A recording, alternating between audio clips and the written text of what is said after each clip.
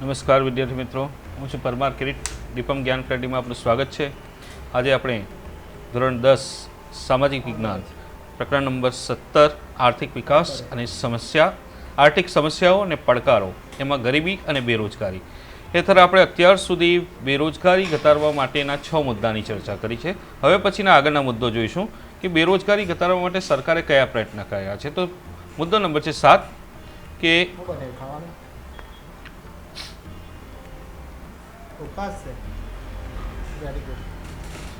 ભારત સરકારના શ્રમ મંત્રાલય અને રાજ્ય સરકારે યુવા બેરોજગારોને ઔદ્યોગિક વિકાસની સાથે તાલીમ, જ્ઞાન, સમજણ, ઉત્સાહ અને કાર્યક્ષમતા વધે એટલા માટે તાલીમ અને પ્રશિક્ષણ દ્વારા કૌશલ્ય વિકાસના અનેક કાર્યક્રમો શરૂ કર્યા છે.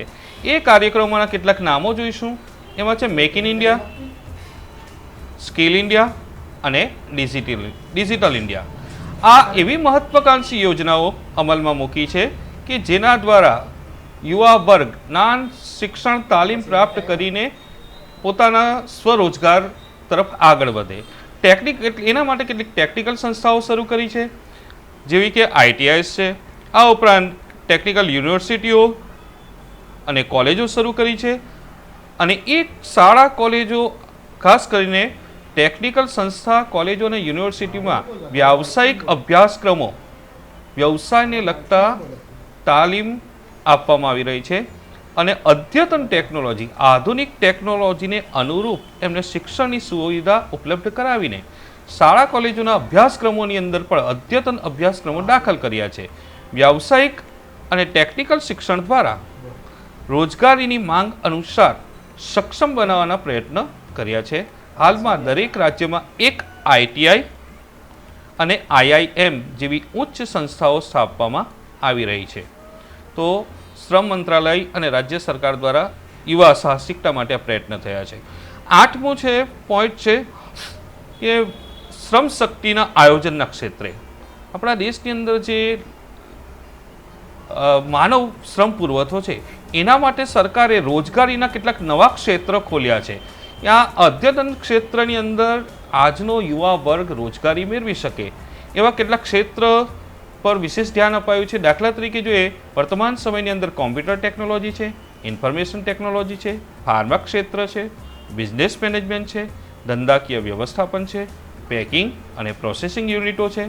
આ ઉપરાંત outsourcing, marketing, catering, event management, office management, hotel management, share and stock marketing. આ એવા ક્ષેત્ર છે જેમાં નવીન ક્ષેત્રની અંદર રોજગારીની વિપુલ તકો રહેલી છે. જો આજનો યુવા વર્ગ આ ક્ષેત્રની અંદર તાલીમ, પ્રશિક્ષણ પ્રાપ્ત કરશે તો ચોક્કસ એને કામ મળવાની શક્યતાઓ વધી જશે.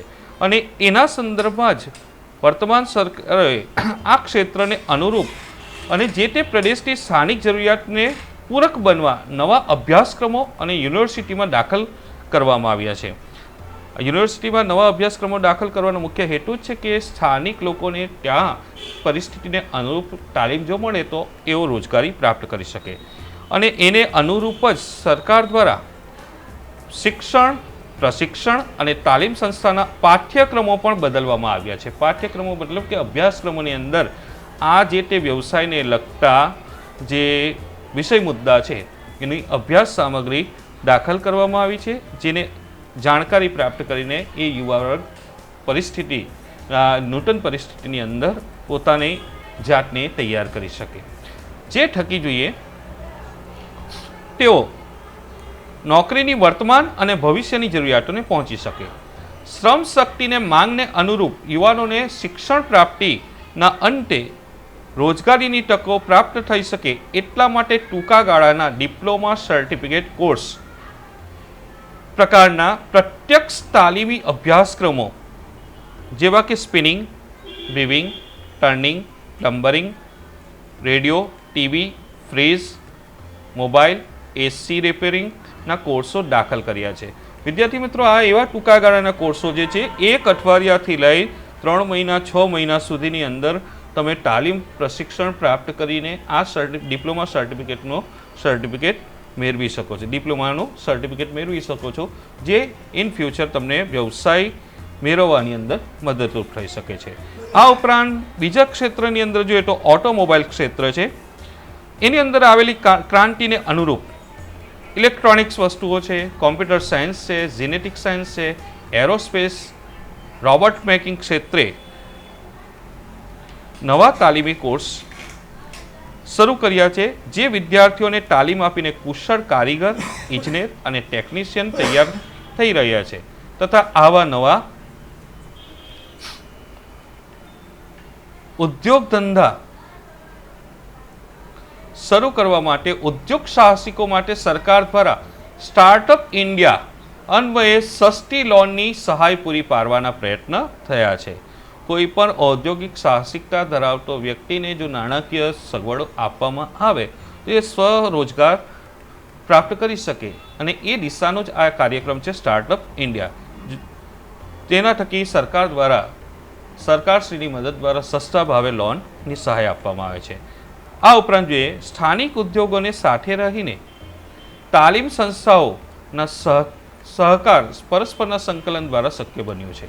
સ્થાનિક ઉદ્યોગો છે અને તાલીમ સંસ્થાઓ છે, આ બંને વચ્ચે સંકલન હશે તો જ સ્થાનિક ઉદ્યોગોને અનુરૂપ યુવા વર્ગ, તાલીમ પામેલો યુવા વર્ગ ઉપલબ્ધ થશે. એટલે જરૂરી છે કે જે તે સ્થાનિક ઉદ્યોગો, જે તે પ્રદેશના સ્થાનિક ઉદ્યોગો અને ત્યાંની તાલીમ સંસ્થાઓ વચ્ચે સંકલન હોય. તાલીમ સંસ્થાઓ તાલીમ આપવાનું કામ કરશે, જે તાલીમ પ્રાપ્ત વ્યક્તિ સ્થાનિક કક્ષાએ રોજગાર મેળવી શકે. આ ઉપરાંત તેથી જ સ્થાનિક જરૂરિયાતોની માંગ મુજબ શ્રમનો પુરવઠો પૂરો પાડીને રોજગારીની નવો તકોનું સર્જન કરીને વ્હાઇટ કોલર જોબના સ્થાને સરકારી આર્થિક સહાય દ્વારા સ્વરોજગારીને પોષે એવા શૈક્ષણિક અભ્યાસક્રમોમાં અને શૈક્ષણિક ખર્ચા સસ્તા અને પ્રવેશ સરળ બને તેવું વાતાવરણ સર્જવું જોઈએ. તો આ યોગ્ય સુદૃઢ માળખું ઊભું કરવું એ પણ જરૂરી છે. શૈક્ષણિક અભ્યાસક્રમો સસ્તા બને અને પ્રવેશ સરળ બને એ જરૂરી છે. આ ઉપરાંત વિદ્યાર્થી મિત્રો, વ્હાઇટ કોલર જોબ એટલે ટેબલ ખુરશીની નોકરીના સ્થાને સ્વરોજગાર, પોતાની મહેનત પર કામ કરી શકે એવા કામોને પ્રાધાન્ય આપવામાં આવ્યું છે. 9મો પોઈન્ટ જોઈશું કે ઉદ્યોગ સંબંધી વિકાસ સાધવા, નવી રોજગારીની તકોનું સર્જન થાય અને નવા ઉદ્યોગ ધંધાની શરૂઆત થાય એ આવશ્યક છે. આવા યુવાઓમાં ઉદ્યોગ સાહસિકતા વધે, કુશળતા, સંગઠન શક્તિની સાથે મૂડીરોકાણ જરૂરી છે. સરકારશ્રી દ્વારા ઓછા મૂડીરોકાણથી પ્રારંભિક ઓછા માર્જિનની સાથે યંત્રો છે, કાચો માલ છે કે ઓફિસ ફર્નિચર ખરીદવા માટે ઓછા વ્યાજના દરે ધિરાણની સવલતો, વેચાણ માટેની સહાયતા જેવી અનેક યોજનાઓ દ્વારા સ્વરોજગારીની તકોને પ્રોત્સાહન આપવાના પગલાં ભર્યા છે. સરકારશ્રીએ નવો ધંધો શરૂ કરવા, તેને ચલાવવા માટેનું ટેકનિકલ અને વ્યવસાયલક્ષી જ્ઞાન, વહીવટી કુશળતા, કૌશલ્ય, સહાયતા આપવાનું કાર્ય સરકારી પ્રયત્ન થકી ચાલી રહ્યું છે કે થઈ રહ્યું છે. જેના સંદર્ભમાં બેન્કો છે, નાણાકીય સંસ્થાઓ આર્થિક સહાય પૂરી પાડે છે. બેન્કો હેઠળ સસ્તી સરળ લોનની સુવિધાઓ ઊભી કરી છે.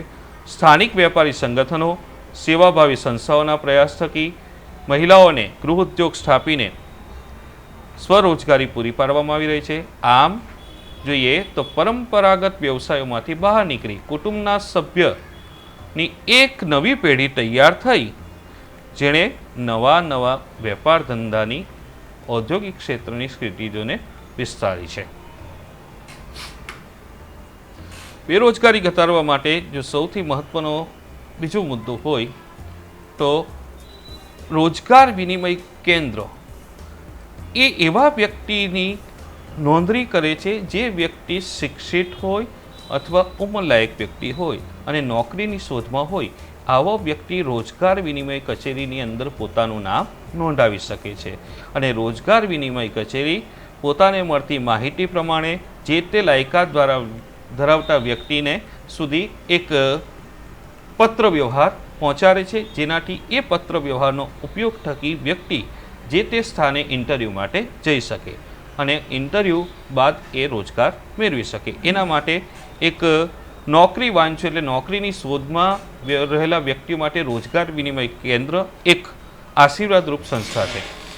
આ કેન્દ્રનું કામ છે કે રોજગાર શોધતી વ્યક્તિઓ, શ્રમિકો, કામદારો કે શિક્ષિત, કુશળ કે અર્ધકુશળ યુવાનોને કામ આપવા માંગતા માલિકો સાથે જોડવાનું કાર્ય કરે છે. આ સંસ્થા શિક્ષિત બેકારોની નોંધણી કરે છે, કામની જગ્યાના પ્રકાર વિશે વિશ્વસનીય માહિતી આપે છે, કારકિર્દી પસંદગીની અંદર માર્ગદર્શન આપે છે. આ કેન્દ્ર દ્વારા રોજગાર, કારકિર્દી જેવા મેગેઝિનો અને સામયિકો દ્વારા રોજગારીની પૂરતી માહિતી પૂરી પાડવામાં આવે છે. મોડેલ કેરિયર સેન્ટર દ્વારા તથા હેલ્પલાઇન નંબર આપ્યો છે એમનો 1800-425-1514 દ્વારા લોકોને જરૂરી માહિતી, સ્કિલ પ્રોગ્રામ, રોજગાર મેળા યોજવા જેવી મફત સેવાઓ રોજગાર વિનિમય કેન્દ્ર દ્વારા આપવામાં આવે છે.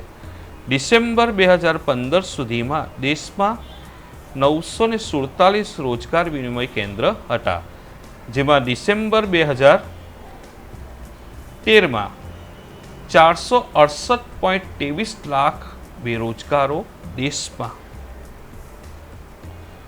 અને ગુજરાતમાં 8.30 લાખ બેરોજગારો નોંધાયેલા છે. આ રોજગાર વિનિમય કેન્દ્રની અંદર નોંધાયેલા બેરોજગારોની માહિતી છે, આંકડાકીય માહિતી છે.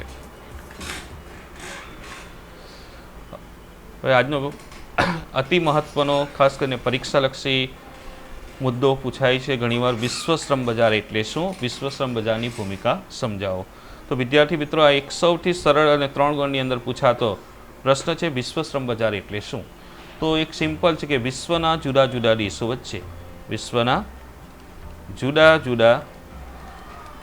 વચ્ચે શ્રમનું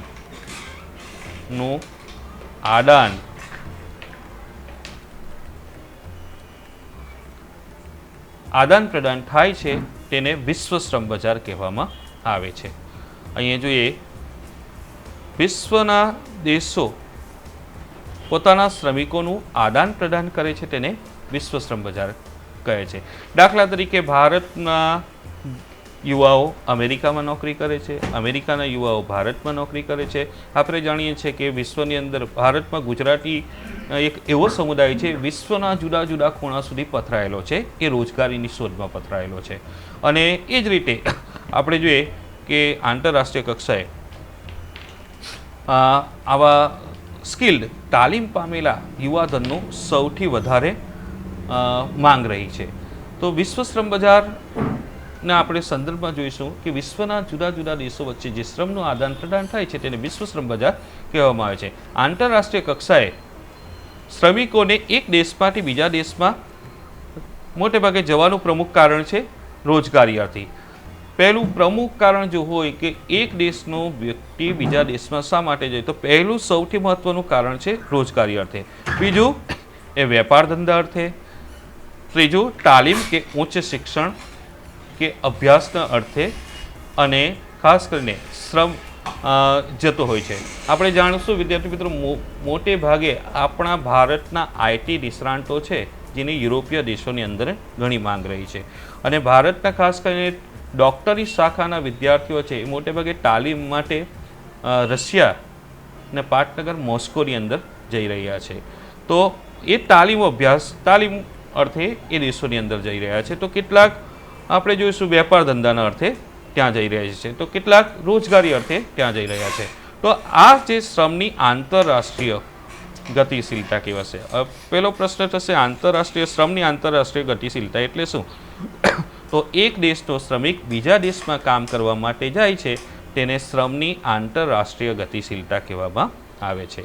યાદ રાખજો વિદ્યાર્થી મિત્રો, એક દેશનો શ્રમિક બીજા દેશની અંદર કામ અર્થે જાય છે તેને શ્રમની આંતરરાષ્ટ્રીય ગતિશીલતા કહેવામાં આવે છે. આંતરરાષ્ટ્રીય ગતિશીલતાનું પ્રમુખ કારણ છે કે વધુ સારો પગાર, ઊંચો હોદ્દો, વધારે ફેસિલિટી અને સુરક્ષિત ભવિષ્ય. આ 4 મુદ્દા જે છે એ આંતરરાષ્ટ્રીય ગતિશીલતા માટે જવાબદાર છે. અને ખાસ કરીને જોઈશું કે શૈક્ષણિક જ્ઞાન, ઉચ્ચ ટેકનિકલ જ્ઞાન અને કૌશલ્યની પ્રાપ્તિ અર્થે વિદેશમાં લોકો જાય છે. વિદેશમાં મળતી વધુ આવક, વધુ સુવિધા અને વધુ સારી નોકરીની શોધમાં દેશનું બુદ્ધિધનનું બહિર્ગમન થાય છે. બુદ્ધિધનનું બહિર્ગમન મતલબ બ્રેઇન ડ્રેઇન થાય છે, જે આંતરરાષ્ટ્રીય સ્તરે સ્થળાંતર કરાવે છે. અહીંયા વિદ્યાર્થી મિત્રો પ્રશ્ન એ થશે કે બુદ્ધિધનનું બહિર્ગમન થવાથી દેશને શું ફાયદો થશે અને દેશને શું નુકસાન થશે. તો પહેલો પ્રશ્ન છે કે દેશના બુદ્ધિધનને તૈયાર કરવા માટે ભારત સરકારે જે માનવ મૂડી રોકાણ કર્યું છે, એ માનવ મૂડી રોકાણના અંતે તૈયાર થયેલું યુવાધન ભારતમાં સેવા ન આપતા બીજા દેશમાં ચાલ્યું જશે. તો ભારતે કરેલા માનવ મૂડી રોકાણનો લાભ બીજા દેશને મળશે. એટલે ભારત માટે જરૂરી છે કે દેશની અંદર જે યુવાધન તૈયાર થઈ રહ્યું છે, તાલીમ પામેલું, એને દેશની અંદર જ કામ મળી રહે. અને ખાસ કરીને જોઈએ કે આપણા સમાજની અંદર જોઈએ કે આંતરરાષ્ટ્રીય સ્તરે કે વિદેશોની અંદર નોકરી કરતા વ્યક્તિઓનો એક સામાજિક મોભો ઊંચો ગણાય છે. એ સામાજિક મોભો વધારતું દેશાવર ગમન હમણાં વધુ ધ્યાન આકર્ષક રીતે પ્રચલિત થયું છે.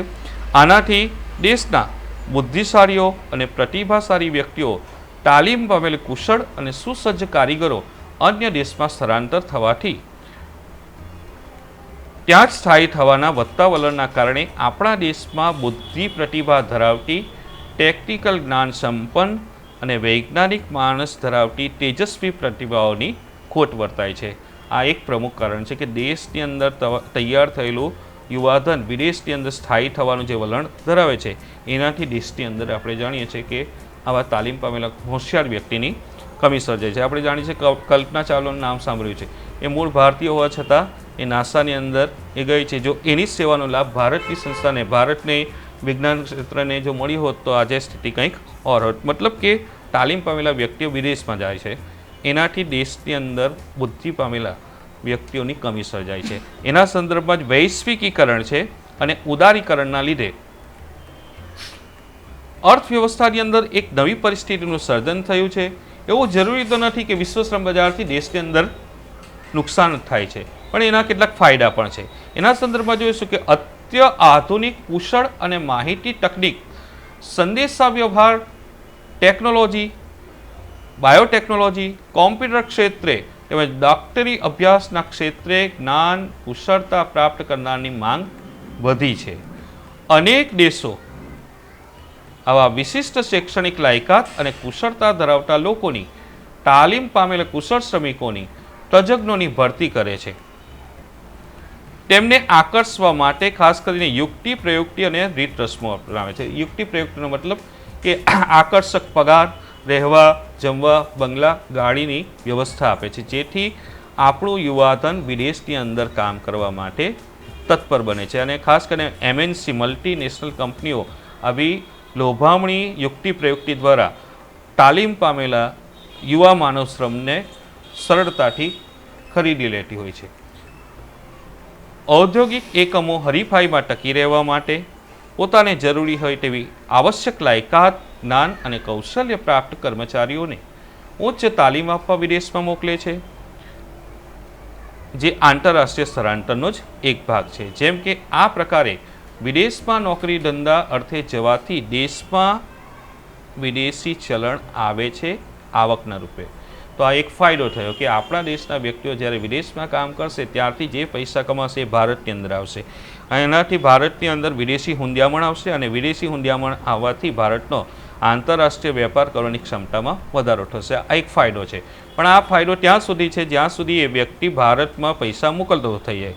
પછી એ ત્યાં સ્થાયી થઈ જશે, પછી એના તરફથી ભારતમાં આવતો પૈસો અટકી જશે. આ એક મોટી મર્યાદા છે. આ રીતે જોઈએ તો વિદેશી ધન દેશમાં આવતા વિદેશી કમાણીથી દેશમાં વિદેશી ચલણ અને હુંડિયામણની સમસ્યા કેટલેક અંશે હળવી બને છે.